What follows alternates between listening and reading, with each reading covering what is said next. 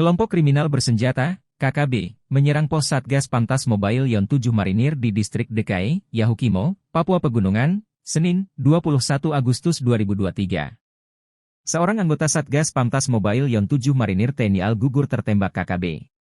Anggota marinir tersebut bernama Pratu Agung Pramudi Laksono.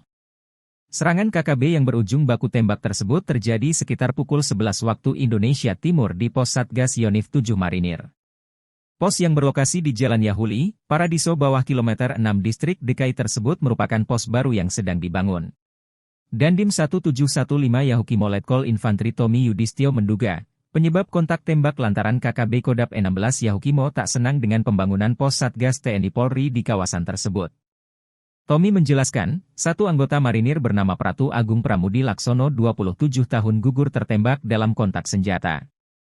Korban tertembak di kepala bagian belakang dan meninggal dunia dalam perjalanan ke RSUD DKI. Jenazah Pratu Agung saat ini disemayamkan di Aula Koramil DKI, Kabupaten Yahukimo. Dandim meminta warga di DKI tetap tenang.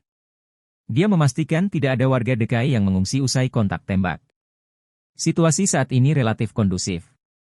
Anggota tetap siaga untuk mengantisipasi gangguan susulan yang mungkin terjadi.